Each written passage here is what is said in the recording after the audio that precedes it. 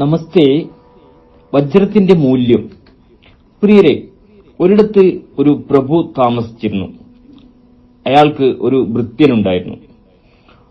ഒരു ദിനം ഒരു വജ്രം എടുത്ത് ഭൃത്യന്റെ കയ്യിൽ കൊടുത്ത് പ്രഭു പറഞ്ഞു, ഈ വജ്രം കൊണ്ട് നീ അങ്ങാടിയിലേക്ക് പോകണം.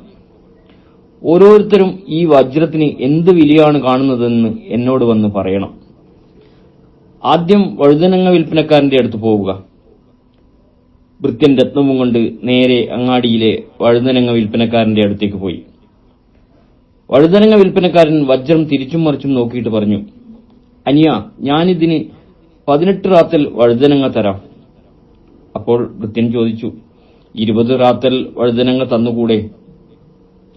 ഞാൻ അങ്ങാടി നിരക്കിനേക്കാൾ കൂടുതലാണ് പറഞ്ഞത്. ഇതിന് സമ്മതമല്ലെങ്കിൽ നീ ഇത് കൊണ്ടുപോയിക്കൊള്ളൂ. വഴുതനങ്ങ വിൽപ്പനക്കാരൻ അങ്ങനെ പറഞ്ഞപ്പോൾ ഭൃത്യൻ വജ്രം തിരികെ വാങ്ങി തന്റെ പ്രഭുവിന്റെ അടുക്കൽ ചെന്നു. ഉണ്ടായ കാര്യമെല്ലാം പറഞ്ഞപ്പോൾ, നീ ഇനി തുണിക്കച്ചവടക്കാരന്റെ അടുത്ത് ചെല്ലുക എന്ന് പറഞ്ഞ് പ്രഭു അയാളെ അയച്ചു. ഭൃത്യൻ വജ്രമെടുത്ത് നേരെ തുണിക്കച്ചവടക്കാരന്റെ അടുത്തെത്തി. വജ്രം തിരിച്ചും മറിച്ചും നോക്കിയിട്ട് തുണിക്കച്ചവടക്കാരൻ പറഞ്ഞു, അനിയ, ഈ വജ്രം നല്ലത് തന്നെ. ഇതിന് ഞാൻ 900 രൂപ തരാം. ഒരു 1000 രൂപയെങ്കിലും തരൂ.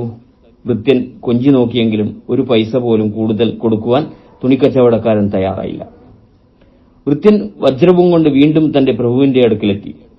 അപ്പോൾ ചിരിച്ചുകൊണ്ട് പ്രഭു പറഞ്ഞു, എങ്കിൽ നീ ഇതുമായി ഒരു രത്നവ്യാപാരിയെ സമീപിക്കൂ.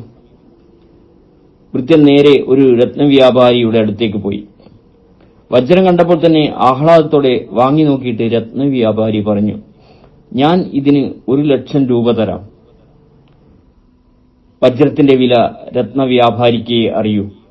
തുണിക്കച്ചവടക്കാരനോ വഴുതനങ്ങ വിൽപ്പനക്കാരനോ അതിന്റെ മൂല്യം അറിയില്ല.